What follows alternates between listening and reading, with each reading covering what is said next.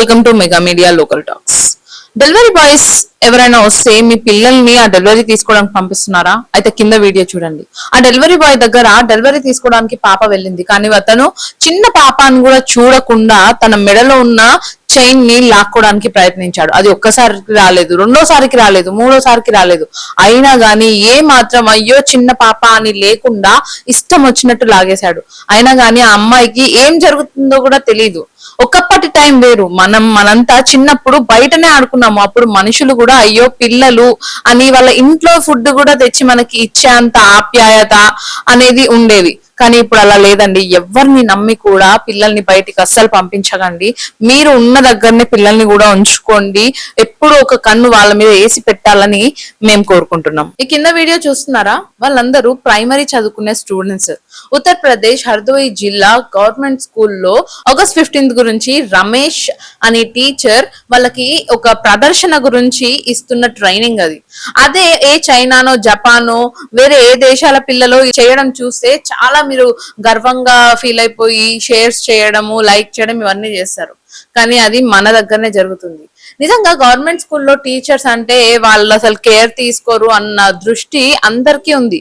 అలాంటి టైంలో మనందరినీ ఈ వీడియో చాలా ఆకర్షితులను చేస్తుంది. నిజంగా ప్రతి గవర్నమెంట్ టీచర్ వాళ్ళకి స్కిల్ ఉండబట్టే వాళ్ళు గవర్నమెంట్ స్కూల్ టీచర్స్ అవుతారు. ఎందుకంటే వాళ్ళు రాయాల్సిన ఎగ్జామ్స్, వాళ్ళకు ఉండాల్సిన ఎడ్యుకేషనల్ నాలెడ్జ్ అంతలా ఉంటే గాని వాళ్ళు సెలెక్ట్ గారు.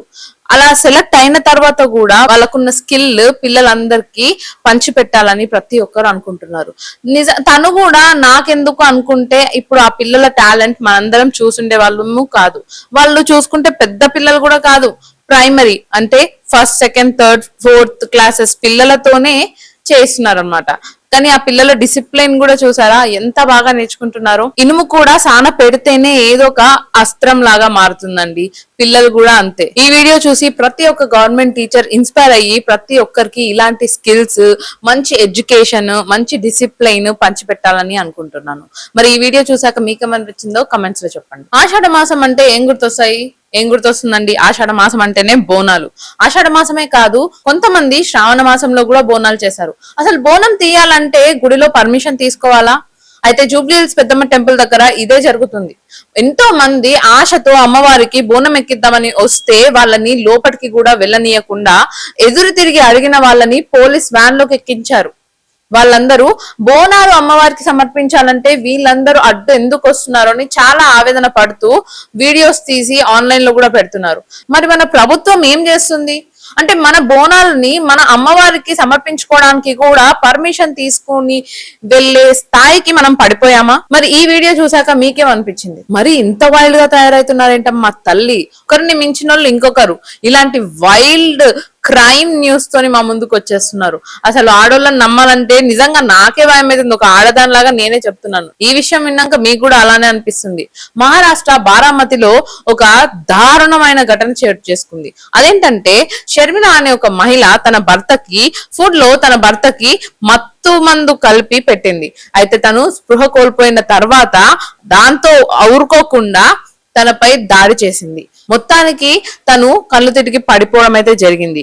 దాంతో తను అయిపోయింది అనుకుందో ఏమో కానీ తన ఇంట్లోనే బాల్కనీలో ఒక చిన్న గది లాంటిది నిర్మించింది. గది కాదండి, సమాధి నిర్మించి ఆ బాడీని అందులో వేసి ఉన్న సిమెంట్ తోని కవర్ చేసేసింది. అయితే దాన్ని కంప్లీట్ చేయాలంటే ఇంకొంతమంది కూలీలు కావాలి సహాయానికి అని అనుకుందో ఏమో. కొంతమంది కూలీలని పిలిచి పని అప్పచెప్పింది. ఆ కూలీలు వచ్చిన తర్వాత లోపటి నుండి ఏవో విచిత్రమైన సౌండ్లు, ఇంకా ఆ లోపట కన్స్ట్రక్షన్ జరిగే దగ్గర హ్యాండ్ మూమెంట్స్ గమనించిన కూలీలకి విషయం మొత్తం అర్థమయ్యి వెంటనే పోలీసులకి ఫోన్ చేశారు. పోలీసులు వచ్చిన తర్వాత తనని ప్రాణాలతో అయితే కాపాడడం అయితే జరిగింది. అసలు బయటకు వచ్చిన తర్వాత ఆ భర్త మానసిక పరిస్థితి ఏమై ఉంటుందో ఆలోచించండి. తన భార్యనే ఫుడ్ లో ఇలా చేసి ఏకంగా సమాధి కూడా నిర్మించేసింది. అయితే ఇప్పుడు ఆ మహిళని అరెస్ట్ అయితే చేశారు. దీన్ని వెనకాల రీజన్స్ ఇంకా బయటికి రావాల్సి ఉంది. అంటే అఫైర్ వల్లనా, ఇంకా దేని వల్లనో, ఇంకెందుకు అయి ఉంటుంది, దాని వల్లనే అయి ఉంటుంది అని మేము అనుకుంటున్నాము. ఇంకా నిజాలు బయటికి రావాల్సి ఉంది. మనం మొన్ననే మాట్లాడుకున్నామండి, పబ్లిక్ సర్వీస్ చేసే డ్రైవర్స్ అంటే rapid drivers, Uber drivers vehicle నడిపించుకుంటూ మొబైల్ చూసుకుంటూ ఇంత నిర్లక్ష్యంగా ప్రవర్తిస్తే ప్రజల ప్రాణాలు పోతాయి అని.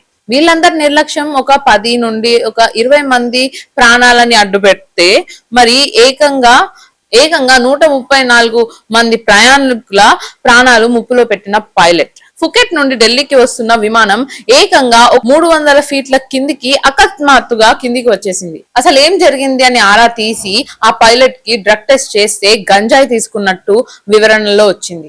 గంజాయి తీసుకొని ఆ రోజు రాలేదు, కానీ దానికి ముందటి రోజు రాత్రి అతను గంజాయి సేవించినట్టు తనే ఒప్పుకున్నాడంట.